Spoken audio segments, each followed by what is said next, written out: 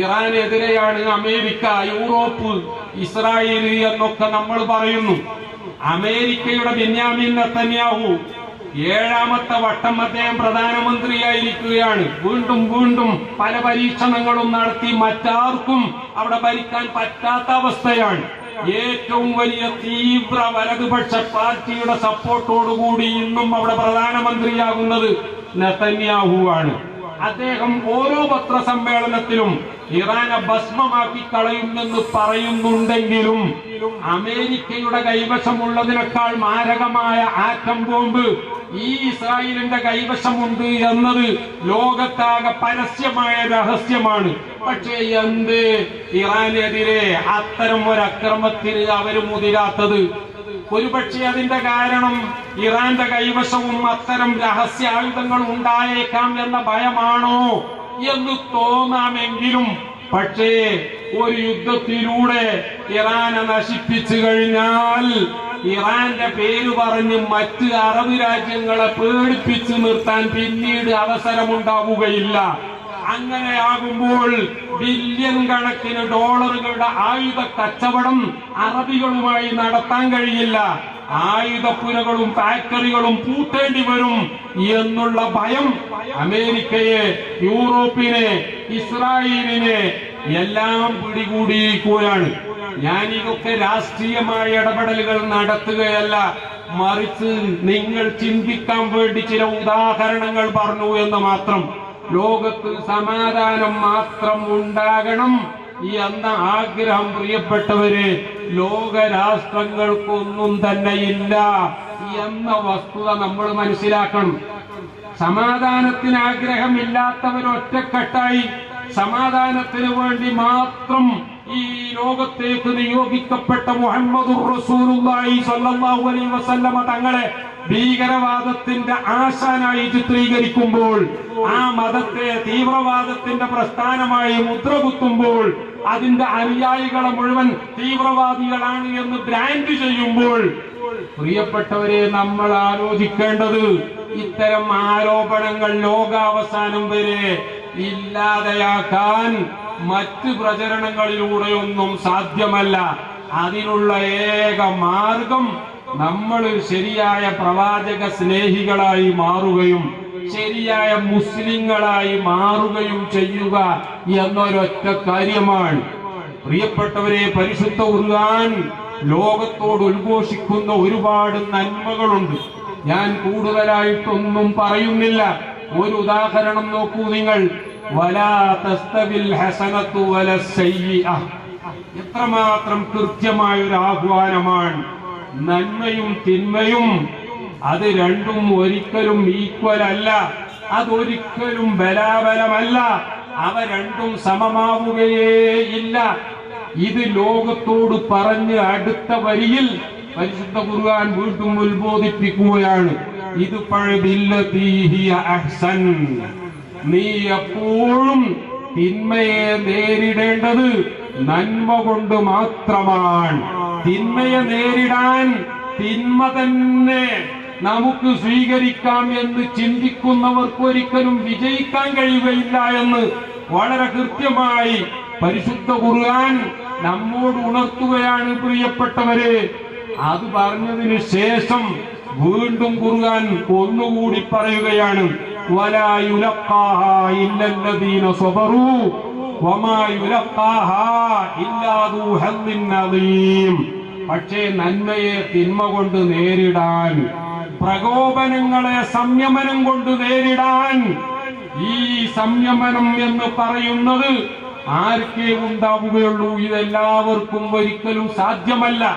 ലോകത്ത് ഇന്നും നമ്മൾ കാണുന്നത് പ്രകോപനത്തെ പ്രകോപനം കൊണ്ട്, ഞാൻ ഒന്നുകൂടി മാറ്റി പറയാം, പ്രകോപനത്തെ ലാർജർ പ്രൊവോക്കേഷൻ കൊണ്ട്, പ്രൊവോക്കേഷനെ ലാർജർ പ്രൊവോക്കേഷൻ കൊണ്ട് നേരിടുക എന്ന പോളിസിയല്ലേ ഇന്നത്തെ ആധുനിക ഇന്ത്യയുടെ ഇന്നത്തെ തീരുമാനം, കാനഡയുടെ ഇന്നത്തെ തീരുമാനം. അതെടുത്ത് പരിശോധിച്ചാൽ നമുക്ക് കാണാൻ കഴിയുന്നത്, നിജാർ എന്ന് പറയുന്ന സിഖ് വംശജൻ കാനഡയിൽ കൊല്ലപ്പെട്ടു എന്നതിൽ തർക്കമില്ല. പക്ഷേ നിജാറിനെ കൊന്നതാരാണ്?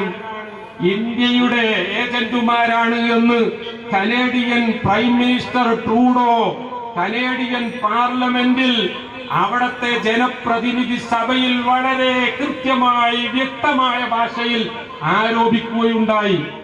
എന്താണ് തെളിവ്? ആവശ്യമായ മുഴുവൻ തെളിവും ഉണ്ട് എന്ന് അദ്ദേഹം പറഞ്ഞുവെങ്കിലും പാർലമെന്റിന്റെ മേശപ്പുറത്ത് പോലും ആ തെളിവുകൾ അദ്ദേഹം സമർപ്പിച്ചിട്ടില്ല എന്നാണ് ഈ നിമിഷം വരെ അന്താരാഷ്ട്ര വാർത്ത നിരീക്ഷിച്ച എനിക്ക് മനസ്സിലാക്കാൻ പറ്റിയത്. ഇന്ത്യയും പറയുകയുണ്ടായി, ഇതിനു വേണ്ട തെളിവുകളുടെ ഒരു തരി പോലും ഞങ്ങൾക്ക് കാനഡ നൽകിയിട്ടില്ല. പാർലമെന്റിന്റെ മുന്നിൽ അത്തരമൊരു പ്രസ്താവന നടത്താൻ ജസ്റ്റിൻ ട്രൂഡോയെ പ്രേരിപ്പിച്ചത് എന്താണ്? അദ്ദേഹത്തിന്റെ ഗവൺമെന്റിനെ താങ്ങി നിർത്താൻ ഈ സിഖ് തീവ്രവാദികളുടെ സപ്പോർട്ട് കിട്ടുന്ന ഒരു പാർട്ടി അവിടെയുണ്ട്, അവിടെ 2 MP-മാരുടെ സപ്പോർട്ടുണ്ട് എന്നത് മാത്രമാണോ?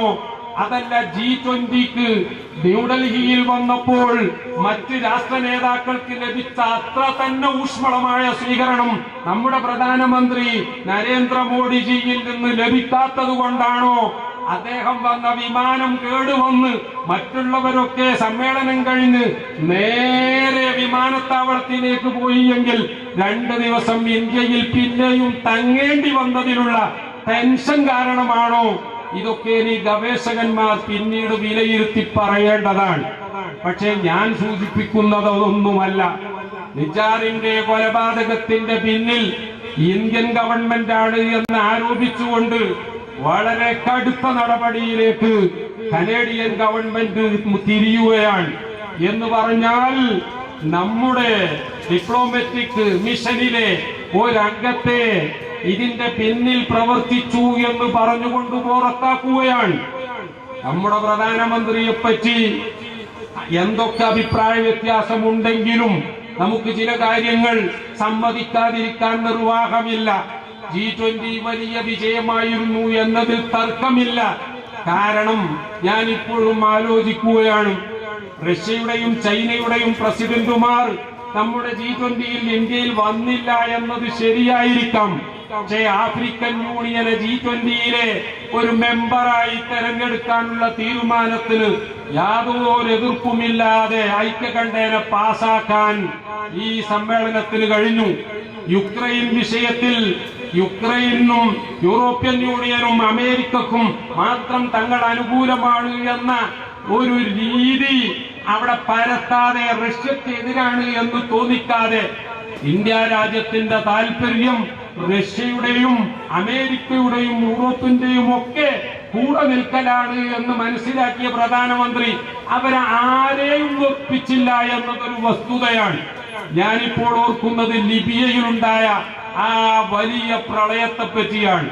20,000 ആളുകളാണ് കഴിഞ്ഞ ആഴ്ച ആഞ്ഞു വീശിയ കാറ്റിലും തൽഫലമായി തകർന്ന 2 ഡാമുകളിൽ നിന്നൊലിച്ച വെള്ളപ്പാച്ചിലും അവിടെ കൊല്ലപ്പെട്ടത് എന്നാണ്. ഇന്നും കടലുകളിൽ നിന്ന് തകർന്ന കെട്ടിടങ്ങളിൽ നിന്ന് മൃതശരീരങ്ങൾ എടുത്തു മാറ്റി തീർന്നിട്ടില്ല എന്നതാണ് ലിബിയയിൽ നിന്ന് വരുന്ന വാർത്ത.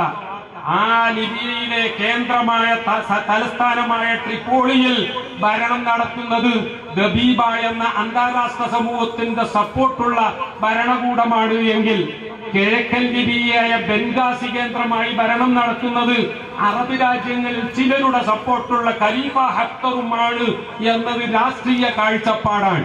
നിങ്ങൾക്ക് അതിലൊക്കെ എത്ര താല്പര്യമുണ്ടാകും എന്ന് എനിക്കറിയില്ല.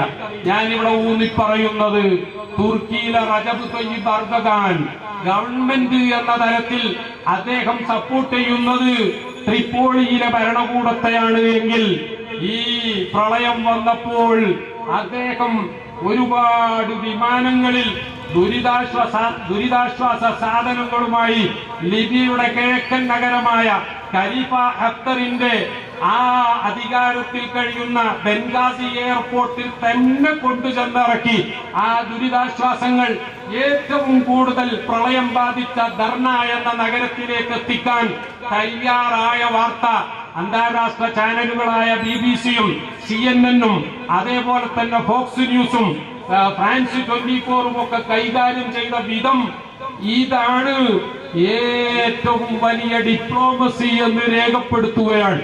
എന്ന് പറഞ്ഞാൽ കേന്ദ്രത്തിലെ ഗവൺമെന്റിന്റെ സപ്പോർട്ടറായി നിലനിൽക്കുമ്പോൾ തന്നെ കിഴക്ക് ബെൻഗാസിയിലെ ഗവൺമെന്റിനെ ഒരിക്കലും വെറുപ്പിക്കാതെ അവിടെയും ഇടപെട്ടു സഹായം ചെയ്തു.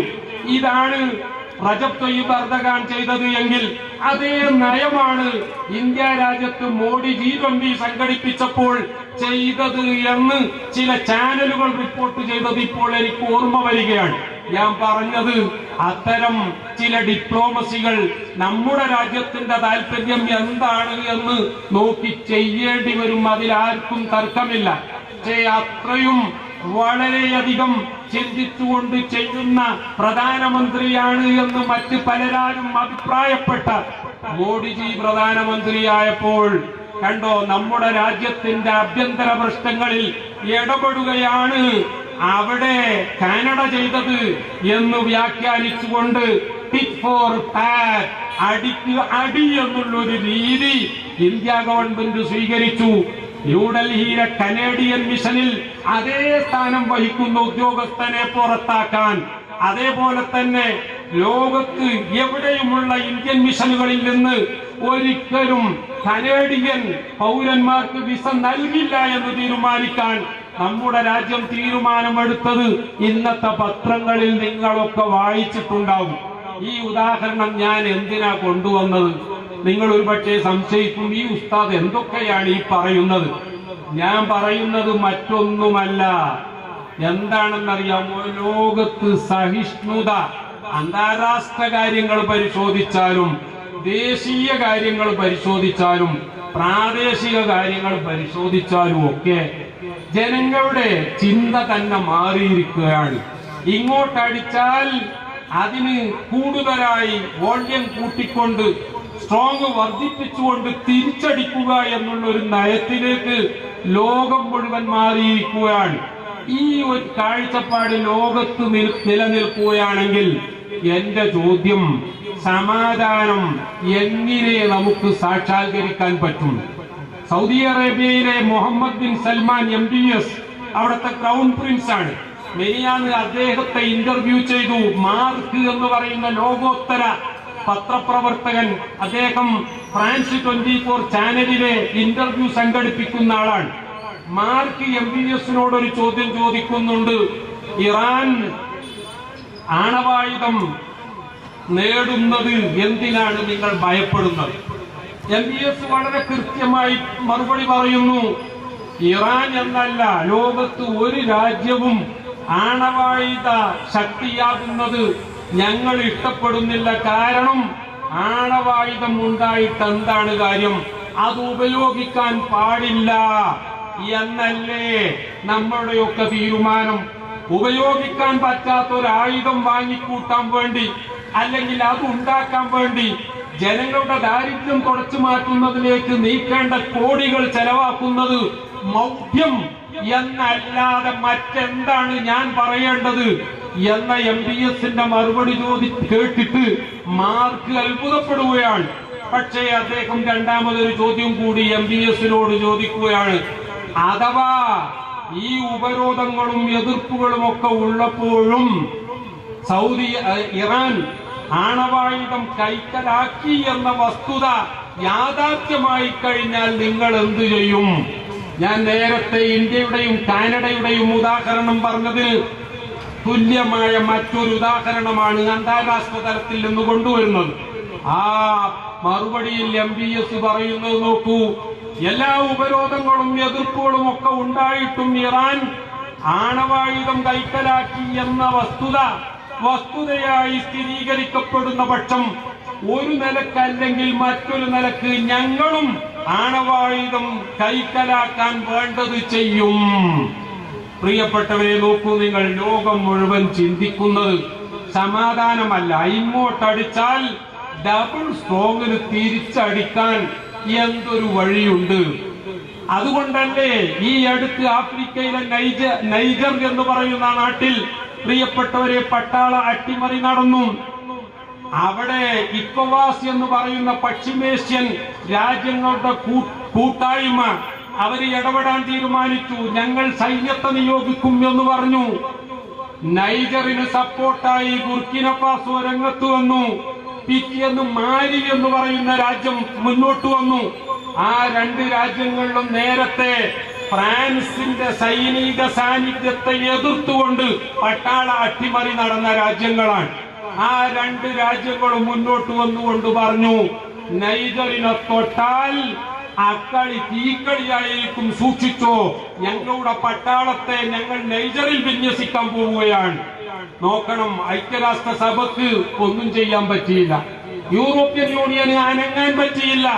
മാത്രമല്ല അവിടെയൊക്കെ സൈനിക സാന്നിധ്യമുള്ള ഫ്രാൻസ് ബുർക്കിന ഫാസോയിൽ നിന്നും മാലിയിൽ നിന്നും സൈന്യങ്ങളെ പിൻവലിക്കാൻ നിർബന്ധിതരായപ്പോൾ ഞങ്ങൾ നൈജറിൽ നിന്ന് പിൻവലിക്കൂല എന്ന് പറഞ്ഞപ്പോൾ അവരുടെ 1500 പട്ടാളക്കാരെ അവിടെ തന്നെ നിലനിർത്തുകയാണെങ്കിൽ അവരുടെ അംബാസിഡറെ വീട്ടുതടങ്കലിലാക്കി നൈജർ വെല്ലുവിളിച്ചിരിക്കുകയാണ്. ഫ്രാൻസിനൊന്നും ചെയ്യാൻ പറ്റിയില്ല, ആഫ്രിക്കൻ യൂണിയൻ ഒന്നും ചെയ്യാൻ പറ്റിയില്ല. പറഞ്ഞത് ലോകം അസഹിഷ്ണുതയുടെ നേരെ വളരെ ശക്തമായി മുന്നേറുകയാണ്. ഇവിടെയാണ് ബഹുമാനപ്പെട്ട മുഹമ്മദുർ റസൂലുള്ളാഹി 1400 വർഷങ്ങൾക്ക് മുമ്പ് പ്രിയപ്പെട്ടവരെ ലോകത്തോട് പറഞ്ഞതാണ്. ഞാൻ നേരത്തെ നിങ്ങളെ കേൾപ്പിച്ചത്, വലാ തസ്തവിൽ ഹസനത്തു വലസ്സയ്യിഅ, ഒരിക്കലും നന്മയും തിന്മയും ഒരിക്കലും നെവർ ഈക്വൽ, അവ ഒരിക്കലും സമമല്ല. ഇത് നീ എപ്പോഴും തിന്മയെ നേരിടേണ്ടത് നന്മ കൊണ്ടാണ്. തിന്മയെ നേരിടാൻ നന്മയാണ് നീ ഉപയോഗപ്പെടുത്തുന്നതെങ്കിൽ അതിന്റെ അനന്തര ഫലം എന്തായിരിക്കുമെന്നറിയാമോ? ഫഇദല്ലദീ ബൈനക വബൈനഹു അദാവ കഅന്നഹു വലിയ്യുൻ ഹമീം. നിന്റെ ആജന്മ ശത്രു നിന്റെ ഉറ്റമിത്രമായി മാറുന്നത് കാണാൻ അധിക സമയം വേണ്ടി വരില്ല. പ്രിയപ്പെട്ടവരെ, റസൂലുള്ളാഹി സ്വല്ലല്ലാഹു അലൈഹി വസല്ലമ തങ്ങളെ കൊല്ലാൻ വേണ്ടി വിഷത്തിലൂട്ടിയ വാളുമായി പോകുന്ന ഒരു ചെറുപ്പക്കാരനെ നോക്കൂ. ആ ചെറുപ്പക്കാരന്റെ പേര് ഉമർ എന്നാണ്. അദ്ദേഹത്തിന്റെ കയ്യിലുള്ളത് മൂർച്ചയേറിയ കടുകമാണ്, വാളാണ്. പോകുന്നത് എങ്ങോട്ടാണെന്നറിയാമോ?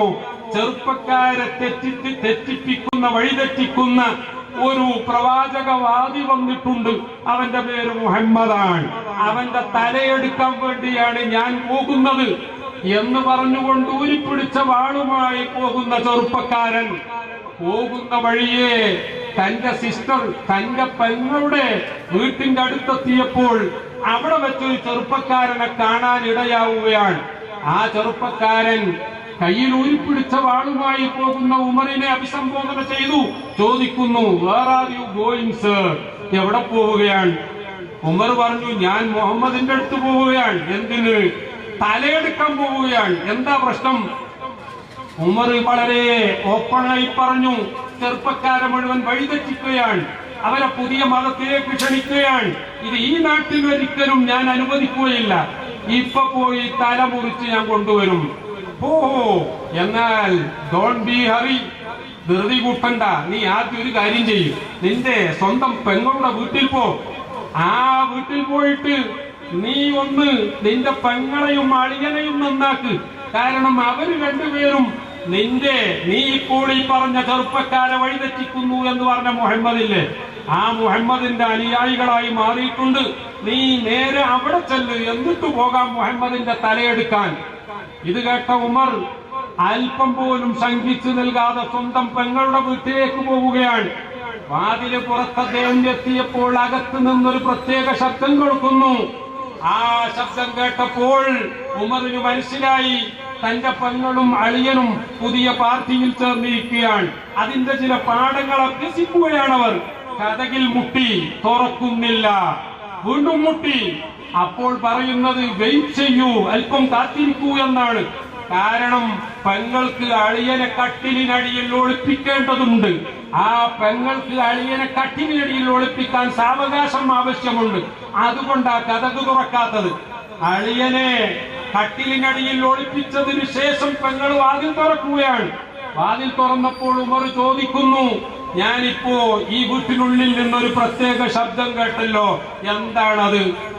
അത് നിന്നെ കേൾപ്പിക്കാൻ പറ്റില്ല എന്ന് ധൈര്യപൂർവ്വം ആ സ്ത്രീ മനസ്സ് തുറന്നു പറയുകയാണ്. തന്റെ സഹോദരനെ പറ്റി, സഹോദരന്റെ ശൗര്യത്തെ പറ്റിയും ക്രൗര്യത്തെ പറ്റിയും നന്നായി ബോധ്യമുള്ള ആ പെങ്ങൾ പക്ഷേ അല്പം പോലും പതറിയില്ല. അവര് പറഞ്ഞു, നിന്നെ കേൾപ്പിക്കാൻ പറ്റില്ല. ഉമർ റളിയല്ലാഹു അൻഹു പറഞ്ഞു, എനിക്ക് കേൾക്കണം, നിങ്ങൾ വായിച്ചുകൊണ്ടിരുന്ന പുസ്തകം എനിക്ക് വായിക്കണം. ഉടനെ പെങ്ങൾ പറഞ്ഞു, പക്ഷേ ഇത് വൃത്തിയില്ലാത്തവർക്ക് നൽകാൻ സാധ്യമല്ല, നീ പോയി കുളിച്ചു വൃത്തിയായി വായെങ്കിൽ തരാം. പെട്ടെന്ന് കണ്ടോ എന്താണ് അവിടെ സംഭവിക്കുന്നത്? ഉമർ പോവുകയാണ്, കുളിച്ചു വൃത്തിയായി വരികയാണ്. ആ സമയത്താണ് വായിച്ചുകൊണ്ടിരുന്ന പുസ്തകം ഉമറിന്റെ കയ്യിലേക്ക് കൊടുക്കുന്നത്. ഉമർ അതിന്റെ പേജ് തുറന്നു നോക്കി വായിക്കുകയാണ്. ത്വാഹ മാ അൻസൽനാ അലൈക്കൽ ഖുർആന ലിതശ്ഖാ ഇല്ലാ തദ്കിറത്തൻ ലിമൻ യഖ്ശാ തൻസീലൻ മിമ്മൻ ഖലഖൽ അർള വസ്സമാവാതിൽ ഉലാ الرحمن على العرش استوى إن تجهر بالقول فإنه يعلم السر وأخفى الله لا إله إلا هو. അത്രയും ഓതേണ്ട സമയം കിട്ടിയുള്ളൂ. അപ്പോഴേക്കും ഉമറിന്റെ ഹൃദയം മാറുകയാണ്. നബിയെ, അള്ളാഹുവിന്റെ റസൂലിനെ വിളിച്ചുകൊണ്ട് ആ റസൂലിന്റെയും നമ്മുടെയൊക്കെ സൃഷ്ടാവായ അള്ളാഹു സംവദിക്കുകയാണ്. നോക്കണം, സൃഷ്ടിയെ വിളിച്ചുകൊണ്ട് സൃഷ്ടാവ് എത്ര സ്നേഹസമൃദ്ധമായ ഭാഷയിലാ സംസാരിക്കുന്നത്. ത്വാഹ, വല്ലാത്തൊരു വിളി. ത്വാഹ വിളിച്ചുകൊണ്ട് പറയുന്ന കാര്യം എന്താ? മാ അൻസൽനാ അലൈക്കൽ ഖുർആന ലിതശ്ഖാ. ഈ ദിവ്യഗ്രന്ഥം നൽകുന്നത് നിങ്ങൾ പ്രയാസപ്പെടാൻ വേണ്ടിയല്ല. നോക്കണം, നമ്മളൊക്കെ ആലോചിക്കേണ്ടതാ. നമ്മൾ ഈ വേദഗ്രന്ഥത്തിന്റെ ആളുകളായത് നമ്മൾ കഷ്ടപ്പെടാൻ വേണ്ടിയോ, നമ്മൾ മറ്റുള്ളവരുടെ ദൃഷ്ടിയിൽ ഒന്നിനും കൊള്ളാത്തവരായി മാറാൻ വേണ്ടിയോ ഒന്നുമല്ല പ്രിയപ്പെട്ടവരെ. അല്ലെങ്കിൽ പണ്ട് കുമാരനാശാൻ പറഞ്ഞതുപോലെ നമ്മളെല്ലാവരും കേട്ടതല്ലേ, തൊട്ടുകൂടാത്തവർ, തീണ്ടിക്കൂടാത്തവർ, ദൃഷ്ടിയിൽപ്പെട്ടാലും ദോഷമുള്ളോർ, കെട്ടില്ലാത്തോർ, തമ്മിലുണ്ണാത്തോർ എന്നിങ്ങനെ ഒട്ടല്ലഹോ ജാതി കോമരങ്ങൾ. പ്രിയപ്പെട്ടവരെ, ഇത് കുമാരനാശൻ എഴുതിയത് എന്തിനാണ് എന്നതിനെ സംബന്ധിച്ച് തർക്കമുണ്ടെങ്കിലും അന്നത്തെ ജാതി വ്യവസ്ഥ അതായിരുന്നു എന്ന് കുമാരനാശൻ പറഞ്ഞു എങ്കിൽ നമ്മുടെ മന്ത്രി മിനിയാന്ന് പറഞ്ഞത് അതേ ജാതി വ്യവസ്ഥ ഇന്ന് എന്റെ കേരളത്തിലുമുണ്ട് എന്ന് അദ്ദേഹം പറയുകയുണ്ടായി. മാത്രമല്ല, ഉദയനിധി സ്റ്റാലിൻ തമിഴ്നാട്ടിൽ അത്തരം ജാതി വ്യവസ്ഥയെ വളരെ ശക്തമായി ആക്ഷേപിച്ച് മുന്നോട്ട് വന്നത് ഞാൻ അതിലേക്കൊന്നും കടക്കുന്നില്ല. പ്രിയപ്പെട്ടവരെ, സനാതന ധർമ്മം എന്താണെന്നോ സനാതന മൂല്യങ്ങൾ എന്താണെന്നോ അതിലേക്കൊന്നും ഞാൻ കടക്കുന്നില്ല. ഞാൻ പറഞ്ഞു വന്നത്, പ്രിയപ്പെട്ടവരെ, പരിശുദ്ധ ഖുർആൻ പറയുകയാണ്, നിങ്ങൾ അൺടച്ചബിൾ ആകാനോ മറ്റുള്ളവരുടെ മുന്നിൽ നിങ്ങൾ ഒന്നിനും കൊള്ളാത്തവരാകാനോ അല്ല. മാ അൻസൽനാ അലൈക്കൽ ഖുർആന ലിതശ്ഖാ. നിങ്ങൾ കഷ്ടപ്പെടാൻ വേണ്ടിയോ പ്രയാസപ്പെടാൻ വേണ്ടിയോ അല്ല ഈ ദിവ്യഗ്രന്ഥം നിങ്ങൾക്ക് നൽകിയിട്ടുള്ളത്. ഇതനുസരിച്ച് നിങ്ങൾ ജീവിച്ചാൽ പ്രപഞ്ചത്തിന്റെ മുഴുവൻ സൃഷ്ടാവിന്റെ ഇംഗിതത്തിന് വഴങ്ങിയവരായി നിങ്ങൾ മാറും. അങ്ങനെ സൃഷ്ടാവിനനുസരിക്കുന്ന സൃഷ്ടികളായി നിങ്ങൾ മാറിയാൽ സൃഷ്ടാവ് തയ്യാറാക്കിയ സ്വർഗത്തിലേക്ക് നിങ്ങൾക്ക് കടന്നു ചെല്ലാം എന്നതാണ് പരിശുദ്ധ ഖുർആൻ പ്രഖ്യാപിച്ചത് എങ്കിൽ അത് വായിച്ച ഉമർ ബിൻ ഖത്താബ് റളിയല്ലാഹു അൻഹു, പ്രിയപ്പെട്ടവരെ, ആ വാളുമായി അതാ റസൂലുള്ളാഹി സ്വല്ലല്ലാഹു അലൈഹി വസല്ലമ തങ്ങളുടെ ഹദ്റത്തിലേക്ക് പോവുകയാണ്. ബഹുമാനപ്പെട്ട ഇബ്നു അബ്ബാസ് റളിയല്ലാഹു അൻഹുമ റസൂലുള്ളാഹി സ്വല്ലല്ലാഹു അലൈഹി വസല്ലമ തങ്ങളുടെ വീട്ടിൽ കാവൽക്കാരനായുണ്ട്. അദ്ദേഹം ദൂരത്തേക്ക് ഇടക്കിടക്ക് നോക്കുന്നുണ്ട്. കാരണം ശത്രുക്കളുടെ ഭീഷണി ഒഴിയാത്തൊരു സമയമാണ്. അതുകൊണ്ട് തന്നെ ആരാ വരുന്നത് എന്ന് ഇടക്കിടക്ക് ശ്രദ്ധിച്ചുകൊണ്ടേ.